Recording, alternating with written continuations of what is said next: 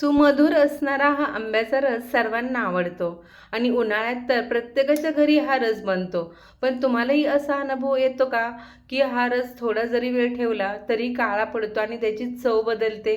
असं का होतं? यामागे काही कारणे आहेत. पण आज मी तुम्हाला अशा सोप्या आणि वेगळ्या टिप्स सांगणार आहे, की ज्यामुळे आमरस कितीही वेळ ठेवलात तरीही काळा पडणार नाही. उलट फ्रेश राहील, त्याला छान चमक आणि परफेक्ट चव येईल. चला सुरुवात करूया.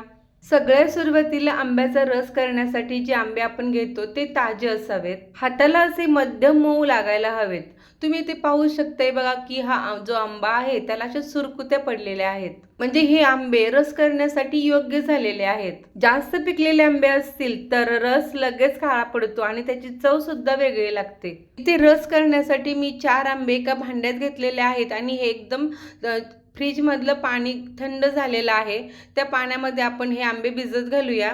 आता इथं थंड पाणी घेतलं आहे, त्याच्यामुळे आंबे लगेच रस करण्यासाठी तयार होतात. फक्त आपल्याला 15 ते 20 मिनिटच भिजवून ठेवायचे आहेत. आणि बघा, आंब्याच्या तोंडाकडचा जो भाग आहे ना, तो पाण्यात बुडला पाहिजे. एवढं पाणी आपल्याला त्या भांड्यामध्ये ठेवायचं आहे.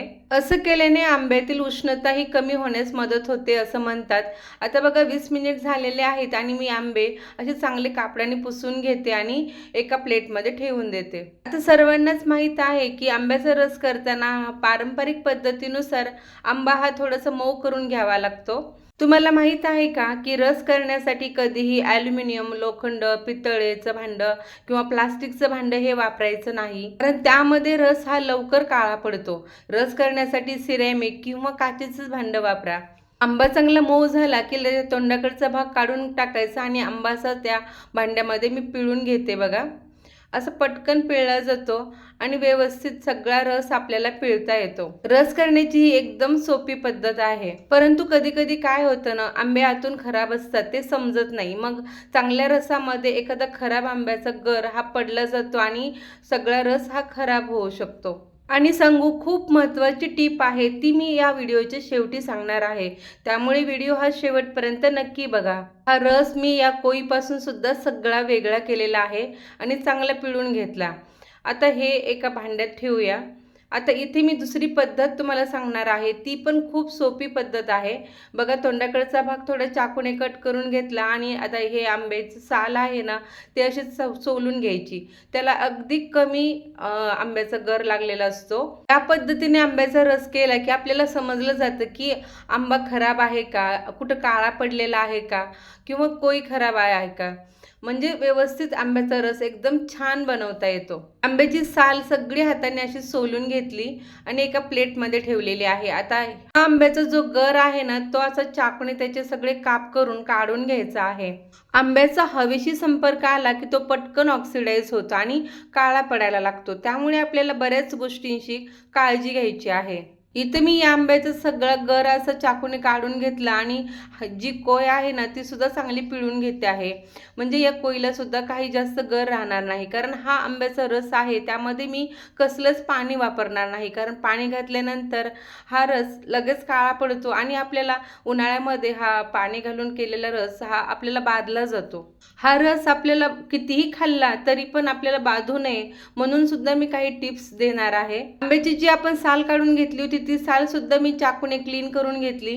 आता हा आंबा खूप गोड आहे, त्यामुळे मी इथं फक्त 1 चमचा साखर घातली आहे आणि अर्धा चमचा वेलची पूड घातलेली आहे आणि थोडं जायफळ किसून घातलं. इथे मी थंड दूध घेतलेलं आहे, छोटी अर्धी वाटी, त्यातलं पण शिल्लक ठेवलेलं आहे. म्हणजे 2 ते 3 चमचे दूध घालून घेतलं. दूध घातलं की हा रस आपल्याला पचायला हलका होतो, रसाचं टेक्स्चर छान होतं, रसाला चमक येते. हा रस मी रवीने त्यातले जे गाठी आहेत ना, त्या थोड्याशा मऊ करून घेते आहे आणि रवीने थोडं घुसळून घेऊया. पूर्वीच्या काळी बघा, हा रवीनेच रस फिरवला जायचा. पण आजकाल ना, आपण हा रस मिक्सरने फिरवतो. परंतु हा रस मिक्सरने जास्त वेळ फिरवला तर तो लगेच काळा पडतो. त्यामुळे सुरुवातीला मी असं रवीने थोडं घुसळून घेतलं. बऱ्यापैकी हे गाठी त्याच्या मोडल्या आहेत, पण थोड्या गाठी आहेत म्हणून थोडंसं हँड ब्लेंडर वापरत आहे. हे मॉर्फी रिचार्डचं हँड ब्लेंडर आहे. मी अगदी 10 ते 15 सेकंदच वापरणार आहे आणि छान काम करतं. त्यामुळे आपल्याला ताकावरचं लोणीसुद्धा काढता येतं. रस छान असा बारीक होतो. लिंक डिस्क्रिप्शन बॉक्समध्ये आहे, तुम्ही चेक करू शकता. हा हँड ब्लेंडर वापरताना तो रसात बुडल्यानंतर चालू करायचा. त्यामुळे हवेश आत शिरत नाही आणि रस आपला काळा पडत नाही. अगदी 10 ते 15 सेकंदच मी हा हँड ब्लेंडरने रस फिरवून घेतलेला आहे आणि साईडला ठेवते. आता इथे बघा हा रसाच्या ज्या गुठळ्या होत्या त्या मोडल्या आहेत आणि एक परफेक्ट टेक्स्चर आपल्या रसाला आलेलं आहे. इथे तुम्ही पाहू शकताय बघा, दूध थोडंसं घातल्यामुळे अगदी रसाला चमक आली आहे आणि एकदम फ्रेश रस वाटतो आहे आणि छान एकसंग हा रस झालेला आहे. रसाचं टेक्स्चर पण बघा किती स्मूथ आलेलं आहे. आमच्याकडे हा रस थोडासा थंड करून खाल्ला जातो आणि चपातीबरोबर हा रस आवडीने खातात. त्यामुळे हा रस मी आता थोडासा फ्रीजमध्ये ठेवणार आहे 10 ते 15 मिनिटासाठी. असा रस तयार झाला आणि तो बाहेर ठेवला गेला की तो लगेच काळा पडतो. म्हणून आपण हा रस तयार केला की लगेचच फ्रीजमध्ये ठेवायचा. आता फ्रीजमध्ये ठेवताना जो यामध्ये चमचा आहे ना, तो चमचा रसामध्ये कधीही ठेवायचा नाही, कारण स्टीलच्या भांड्याशी सुद्धा संपर्क आला की रस हा काळा पडतो. आणि रस फ्रीजमध्ये ठेवताना सुद्धा क्लीन रॅप किंवा असं फॉईल पेपरने झाकून ठेवायचा, म्हणजे त्याच्यामध्ये हवेचा संपर्क हा कसलाच येणार नाही, आपला रस त्यामुळे काळा पडत नाही. हा रस लगेच खाल्ला जाणार आहे, त्यामुळे मी यामध्ये दूध घातलेलं आहे. परंतु जर दूध घातलं नाही तर हा रस एअरटाईट कंटेनरमध्ये ठेवला की तो 2 ते 3 दिवस आरामात राहतो. त्याचा कलर बदलत नाही किंवा चव सुद्धा बदलत नाही. फक्त हा रस फ्रीजमध्ये ठेवताना सिरेमिकच्या भांड्यामध्ये किंवा काचेच्या भांड्यामध्येच ठेवा. पाहिलेत ना तुम्ही, 15 ते 20 मिनिटं हा रस मी फ्रीजमध्ये फॉईल पेपर लावून ठेवला होता, थंड करून घेतला आणि या रसाला बघा किती छान चमक आलेली आहे आणि हा रस एकदम परफेक्ट टेक्स्चरचा तयार झालेला आहे. तर सर्वात महत्त्वाची टिप म्हणजे हा रस सर्व करताना 1 चमचा तूप घालायचं, म्हणजे तूप घातल्याने हा रस पचायला एकदम हलका होतो. रसाची टेस्ट पण वाढते आणि फ्रेशनेस सुद्धा वाढते. आवडत असतील तर थोडे पिस्ता काप असे ठेवायचे, म्हणजे छान लागतात. बघा इथं परफेक्ट आंब्याचा रस तयार झालेला आहे, परफेक्ट चवीचा आणि परफेक्ट टेक्स्चरचा.